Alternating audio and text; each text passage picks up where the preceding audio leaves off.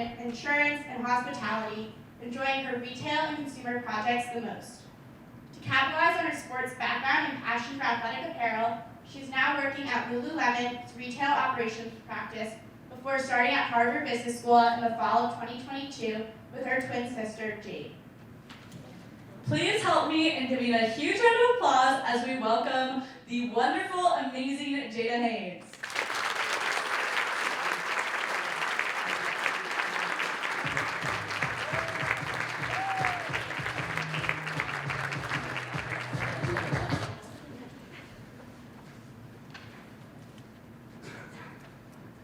Welcome, women in business. I'm so excited to be here.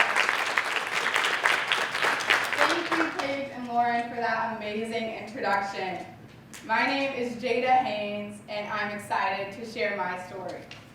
My story of falling and then flying, or as Sierra would say, leveling up. In 2019, I was at the peak of my professional, personal, and academic life.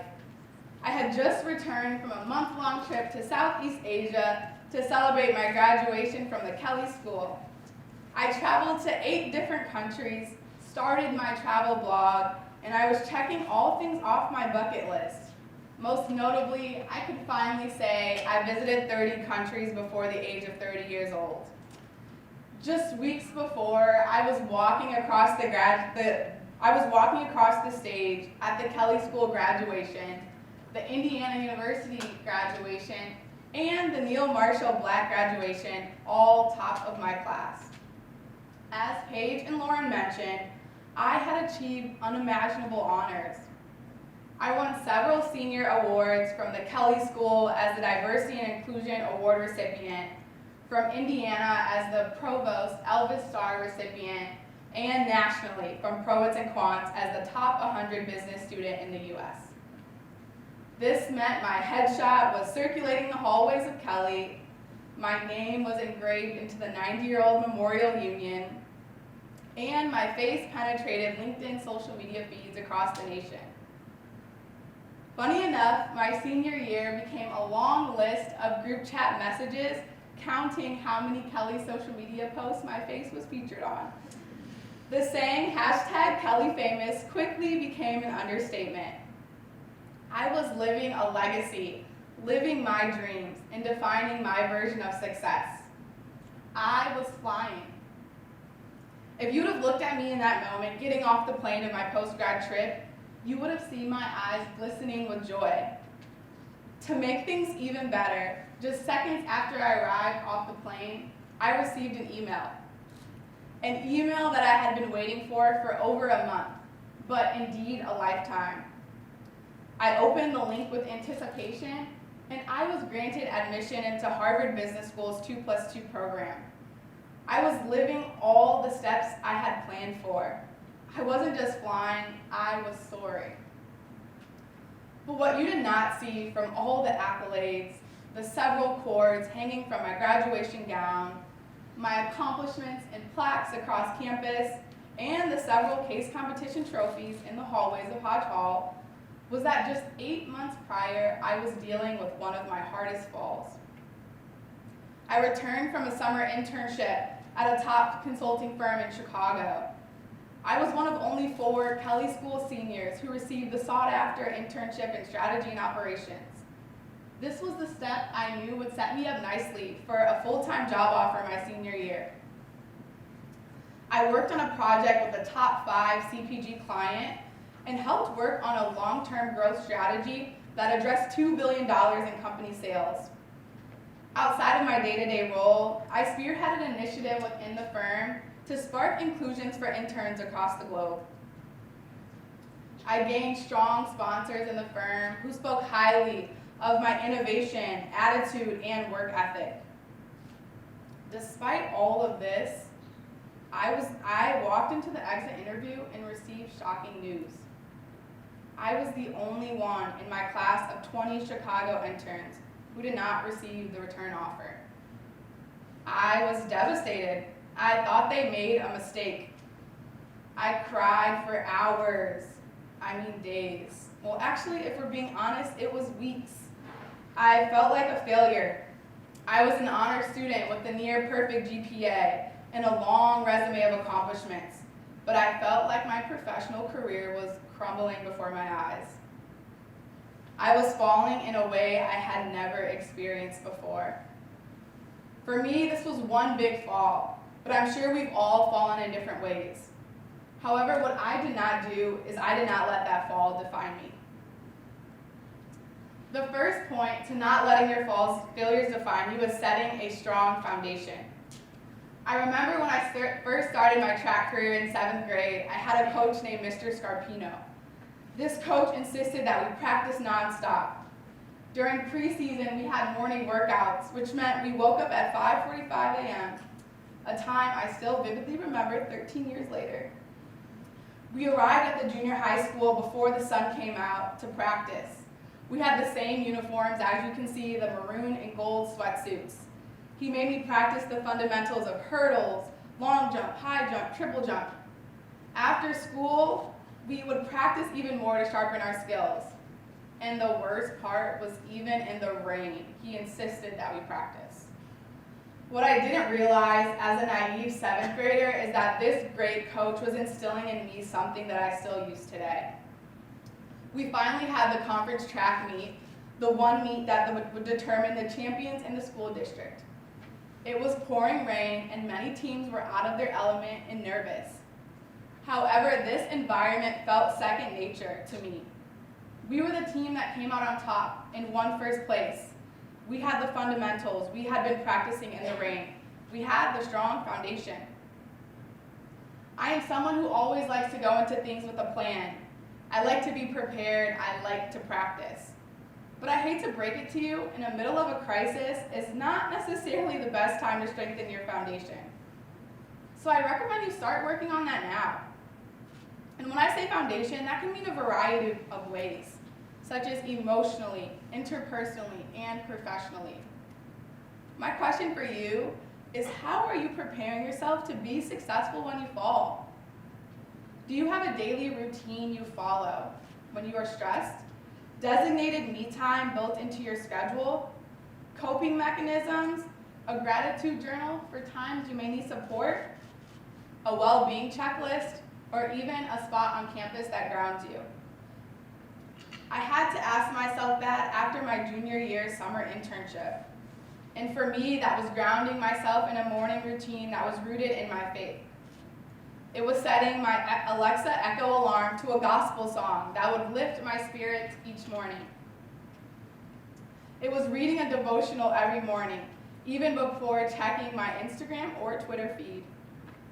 It is important to build a strong foundation within yourself that becomes second nature for those times when you are most in need.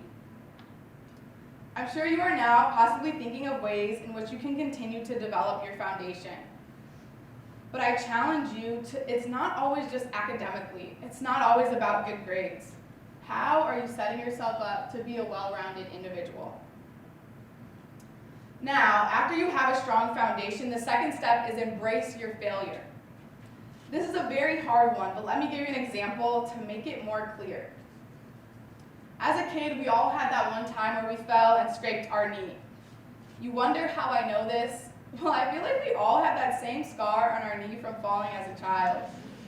Sometimes when our parents were there, they would run and console us and tell us, it's okay, it doesn't hurt anymore. But if they were always there to run and help you, you don't understand what it's like to go through it on your own. So when your parents weren't there to coddle you, you fall and scrape your knee.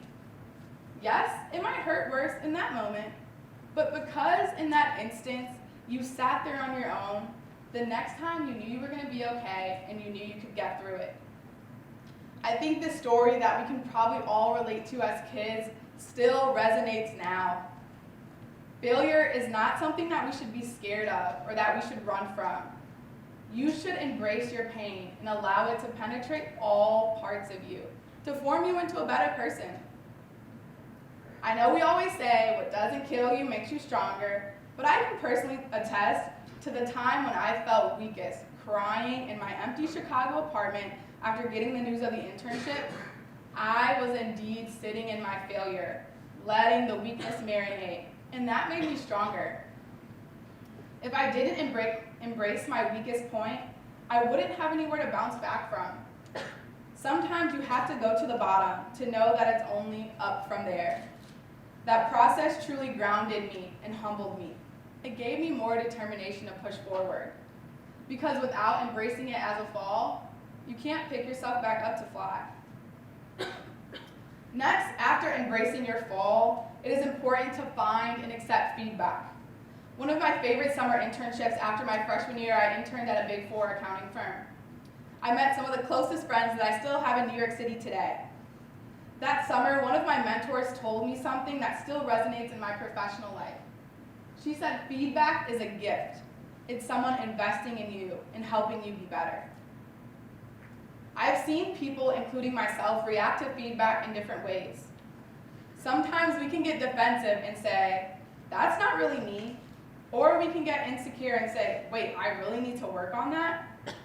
Ultimately, you have the power to decide which parts of feedback you take and which parts you leave behind. However, one of the hardest parts about embracing feedback is surrounding yourself with people who you can trust, who can give you the real feedback. I call these your real people: mentors, friends, peers, and family. They will give you feedback that not only helps you improve your blind spots, but amplifies your strengths. I remember during my summer internship of my first ever big girl job, my boss called me on my desk phone. I was excited and answered the way I typically do with a warm hello. Later, she told me it's important to answer with, hello, this is Jada from XYZ company. Even though that feedback seemed pretty trivial at the time and honestly a little nitpicky, it was getting at an underlying point of always holding myself in a professional manner. Now, years later, that advice is ingrained in me. So every time I get a call, even if it's a client call or a doctor's office, I will always answer professionally. It got to the point where an unknown number would call my phone and I would instinctively answer with, hi, this is Jada, later to realize it was a spam call and hurry to quickly hang up. Nevertheless, it's sometimes just one piece of feedback we need to change our trajectory in our career, at school, or in our jobs. So how do we create an environment where we constantly grow from feedback? Well, it starts with people who can give you the real deal. And that leads me to the next point, and my all-time favorites, which is to become your first yes. I love Gabrielle Union and just finished reading her book last year called You Got Anything Stronger. This book really resonates with me because I met Gabrielle Union and Dwayne Wade during a summer program at Harvard Business School. My section mates and I analyzed 10 business cases, and one of them was about D. Wade and how he should monetize off his professional career as he was approaching retirement. Little did we know, as we were discussing the case with our world-renowned HBS professor, they both surprised us and walked right in. After the case discussion, Gabrielle Union mentioned a few points that still resonate deeply with me today. In the 17th chapter of her book, she mentioned, you should be your first yes. Of course, getting back up after a failure can be quite intimidating. Getting the courage, getting the strength. But it really starts with you and being your first yes. Because truthfully, how can you get a yes from anyone else if you don't get a yes from yourself first? Think to yourself, how are you showing up and investing in yourself? Now, speaking to my future female boss leaders here directly, there are a lot of men that feel the confidence to be their first yes, even when they might actually be less qualified than us for the position. So how do we try to still in confidence to bet on ourselves before we get the validation from others? Because not only does this have implications on our emotional well-being, tactically, you might notice in the interview your voice will be a little less stuttered, or you might use less filler words. I remember for previous accomplishments, I would always depend on others telling me I could do it. But in this period of falling, I truly had to rely on myself and tell myself I could do it. I can personally attest, you will feel more confident in these situations because you said yes to yourself first. My second to last point is to keep moving forward, even when it gets uncomfortable. When I turned 16, I was fortunate enough to get my own car. It was a 2014 red Nissan Sentra. When I first learned how to drive, I was shocked to discover one thing. Yes, I knew there was a gas pedal, and yes, I knew there was a brake, but I didn't know the car still moved if your foot wasn't on the gas. To 16-year-old me, that was actually mind-blowing. Additionally, when I first started driving, I absolutely hated traffic. I would try to avoid it at all costs. But even how frustrating traffic is, you are still moving and indeed headed to your destination. And sometimes I think of falling in the same way. It can be very annoying and feel like you're almost taking 2 steps back. But if you remember to just keep moving forward, you don't necessarily have to have your foot on the gas to keep moving. When I was in Kelly, especially during Honors I-Corps, my classmates and I were always on go, go, go mode, running from class, internship interviews, classroom lectures, to extracurricular activities. But if I flash back to the time when I was falling, it wasn't until 6 months after that exit interview that I actually received a full-time job offer. I had to get the courage within myself to keep moving forward, even if that was at a much slower pace. Because even if you are in traffic and moving a lot slower, you are still moving forward. I had to remind myself on some of my lowest days after getting back into the recruiting cycle, re-familiarizing myself with case interview prep, and re-updating my cover letter. I had to remember to just keep moving forward.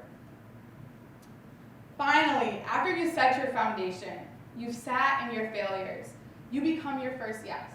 You embrace feedback, help others around you, and foster a community.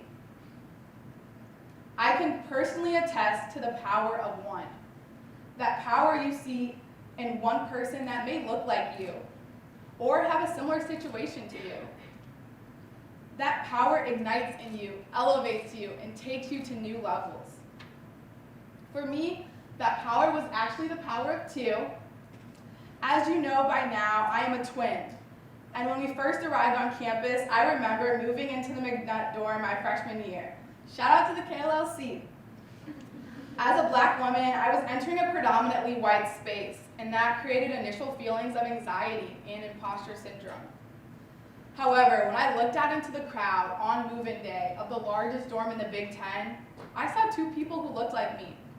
And their names were Maya and Micah, and they were also twins who were 1 year older in the Kelly School. If you looked at my twins and I's accomplishments and looked at Maya and Micah, you would think we were taking the same exact steps, from the case competition wins to our campus involvement in UBDC.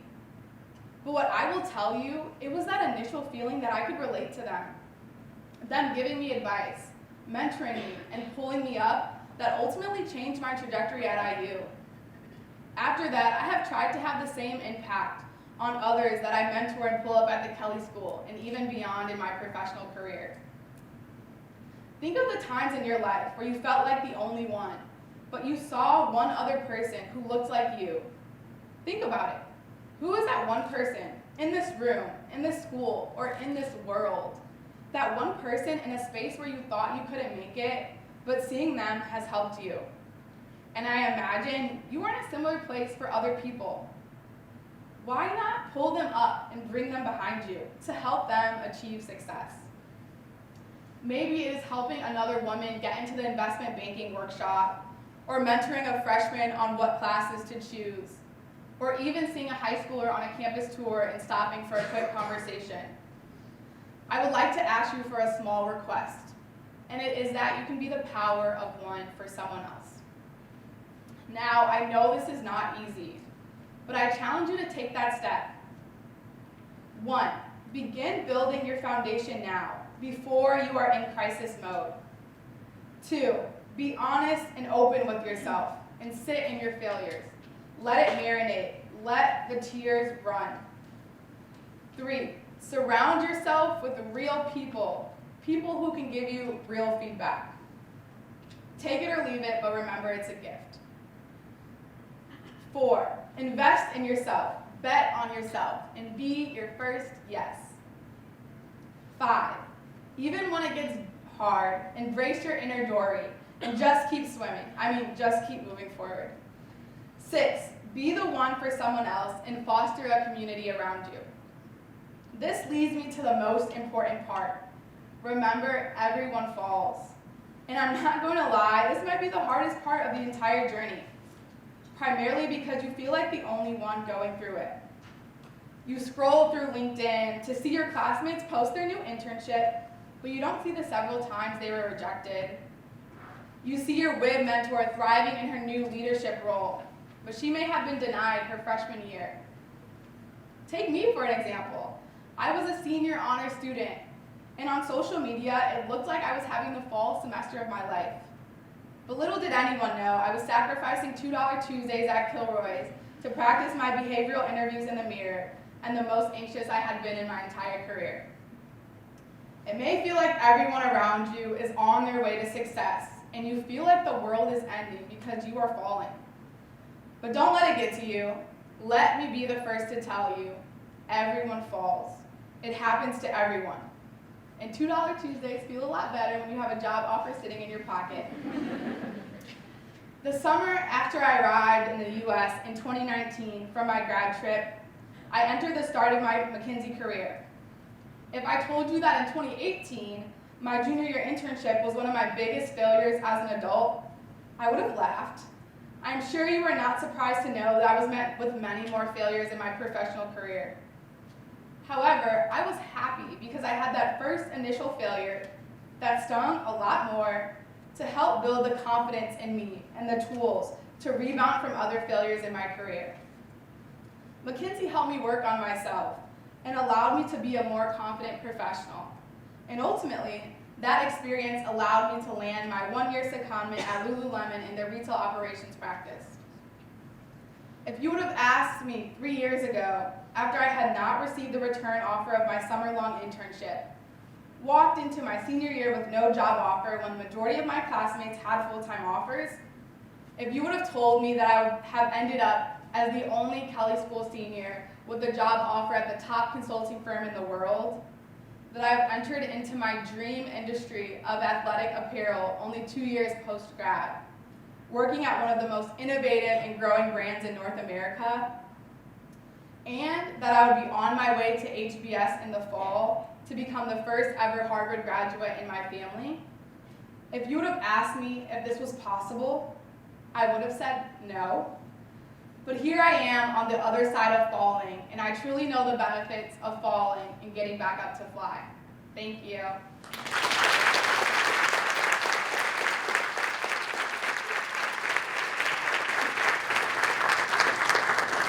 Thank you, Jada. That was awesome. I hope you all enjoyed her remarks. And we'd love to open up the floor to questions. So we have a QR code here if anyone wants to scan it. And then we will kick things off with Q&A. And while you do so, Haynes will kind of get things started. Yeah, so you mentioned that you have visited over 30 different countries. Do you want to tell us about what was your favorite one and why? Sure. Thank you so much. So I visited 30 countries before the age of 30. And my favorite country, I would say, was Ecuador. I went there in my freshman year with alternative break program, and I did some community service work there. And I would say that was one of my favorite countries for two things. The first one was because that was the first time I actually traveled outside of North America.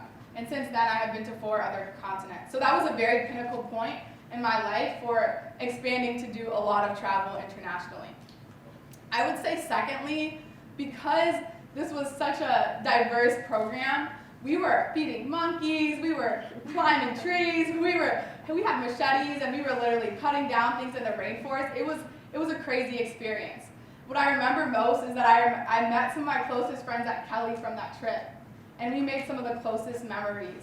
And even in the crazy environments, we were 4 hours away from the capital of Ecuador with no service for about 5 days. I still had some of the most fun in my life. So I would say Ecuador was my favorite country so far. Awesome. Thank you so much for that. We're getting some more questions as we go through that we'll kind of field. But one thing that we kind of got here was someone talking about like credibility and confidence in the workplace, especially as you enter those new positions as kind of like a new associate or that entry level. How do you build that credibility and how do you build that confidence? Yeah, so I think that's a really good question, right? So some of you are thinking about after you graduate Kelley or even during an internship, you might feel like young to start your professional career, and it might feel like a lot of people are older, and how do you build that confidence? One of the things that I mentioned is always be your first yes, and sometimes we are the barrier to our own confidence, right? So show up in that internship, show up in that professional world. You own it. You are your own boss. You kill it, right? So first, it's really about having the confidence in yourself. The second thing is to always hold yourself in a professional manner. So this is to be on time, show up with a smile, have a professional outfit on, and really own it, right? Because when you feel good, you're there on time, you will perform good. The last thing I would say is to really rely on the Kelly brand in your companies. So Kelly is a great business school, and it's very credited outside of Indiana. A lot of people recognize the name and speak highly of the work that we put in to get a Kelly degree. Also, you guys are going to top firms in the world. So hold on to those brands. Those will help you develop reputation outside in your professional world. I know I mentioned I worked at McKinsey & Company, and when I was in consulting, I was so intimidated when I started my career. But being a McKinsey consultant, they just trusted me that I had the answer. So continue to rely on those brands, and you'll be good. That was awesome. Thank you, Jada. Our next question is that you mentioned Maya and Micah were role models, mentors for you at IU. How do you find and develop relationships with people that look like you in the professional workplace? Yeah, that's an amazing question. So I think a lot of you guys are in women in business, and that's one of the steps that I think could set you up nicely to find those relationships. Think of things that you're interested in, and you'll think about clubs. You will find similar people if you join those clubs that have things that interest you.